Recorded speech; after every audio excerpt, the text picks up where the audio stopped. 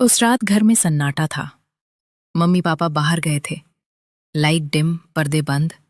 विक्रम भैया और अजय भैया दोनों आए थे। मैं बिस्तर पर लेटी थी, सिर्फ एक ततली नाइटी में। दिल जोर जोर से धड़क रहा था। डर, चाहत, शर्म सब मिला जुला। विक्रम भैया ने मुझे देखा और मुस्कुराए। आज तेरी ऐसी हालत करूंगा कि तू सुबह तक रोएगी और मांगेगी और। मैं शर्मा गई, लेकिन अंदर से आग लग गई।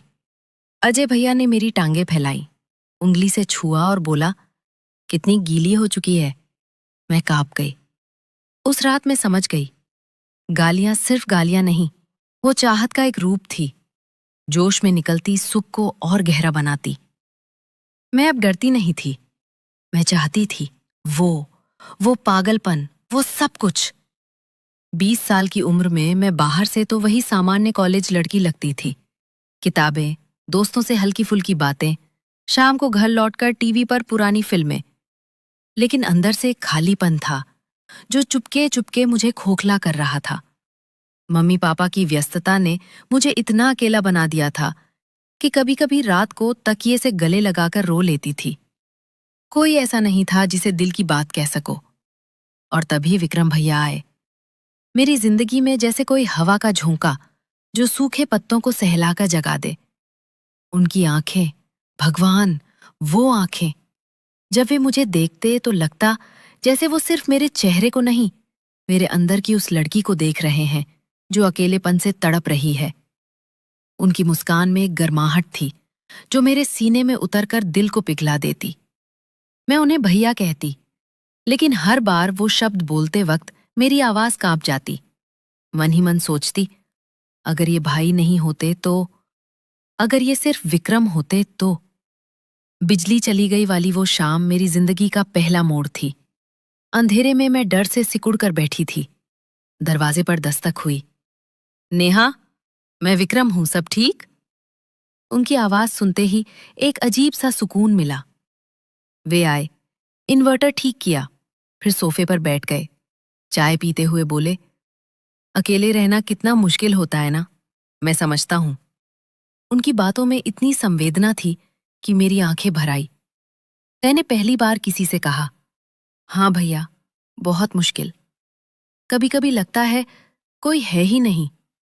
उन्होंने मेरा हाथ थामा, बस हल्के से, और कहा, अब से जब भी ऐसा लगे मुझे बुला लेना, मैं हूं ना। उस रात पेन ड्राइव मिली। मैंने कमरे में लाइट बंद की। दिल धड़क रहा था। वीडियो शुरू हुई। पहली बार इतने करीब से किसी की चाहत देखी। शरीर में आग लग गई, सांसें तेज, सीने में एक दबाव, हाथ नीचे चले गए। पहली बार बिना शर्म के, बिना अपराध बोध के। लेकिन बीच में आंसू आ गए। मैं रो रही थी, सुख से, डर से, अकेलेपन से। वो रात मैंने खुद को पहचाना। वो लड़की जो किताबों में खोई रहती थी, अब अपनी इच्छाओं को महसूस कर रही थी। अगले दिन जब विक्रम भैया आए, मैं उन्हें देखकर ही रो पड़ी। क्या हुआ नेहा? मैंने कुछ नहीं कहा, बस पेनड्राइव लौटाई। उन्होंने मुझे गले लगाया। पहली बार उनका स्पर्श इतना नर्म, इतना सुरक्षित। डर मत, मैं तुम्हारे साथ हूं। मैं उनके सीने से लगकर रोई। वो आंसू मेरे अकेलेपन के थे जो सालों से दबे थे। धीरे धीरे हमारा रिश्ता गहरा हुआ। हर शाम उनका इंतजार जैसे कोई प्रार्थना। जब वे आते, मैं उनकी बाहों में समा जाती। उनका पहला किस, ओह, वो पल! मेरे होठों पर उनके होठ रखते ही लगा जैसे सारी दुनिया रुक गई। मैं कांप रही थी, डर रही थी, लेकिन साथ ही एक अजीब सा भरोसा था। बेडरूम में जब उन्होंने मुझे नंगा किया, मैंने आंखें बंद कर ली।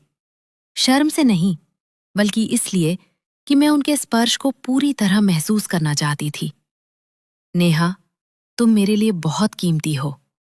उनकी आवाज में इतना प्यार था कि दर्द भी मीठा लगने लगा। पहले दर्द हुआ, तेज जलन जैसा। मैं चीखी, रोई, लेकिन उन्होंने मुझे छोड़ा नहीं। मेरे आंसू पूछे चूमे, कहा, बस थोड़ा सा और मेरी जान, फिर सब अच्छा होगा। और सच में, दर्द के बाद जो सुख आया, वो मेरे लिए नया जन्म था। मैंने खुद को उनके हवाले कर दिया, पूरी तरह, बिना किसी शर्त के। उस रात हमने एक दूसरे को बार बार छुआ, जैसे सालों की प्यास बुझा रहे थे। सुबह जब वे गए, मैं बिस्तर पर लेटी रही। आंसू बह रहे थे खुशी के। पहली बार लगा कि मैं अकेली नहीं हूं। फिर दिन बीतते गए, हर मुलाकात में नई भावनाएं। कभी वे मुझे सिर्फ गले लगाकर बैठे रहते, घंटों मैं उनके सीने पर सिर रखकर सुनती रहती उनकी धड़कन। कभी हंसते हंसते पास आ जाते। मैंने उन्हें अपनी सबसे गहरी बातें बताई, माँ के जाने का दर्द, पापा की दूरियां, अकेलेपन का बोझ। वे सुनते, कभी कुछ नहीं कहते, बस हाथ थाम लेते।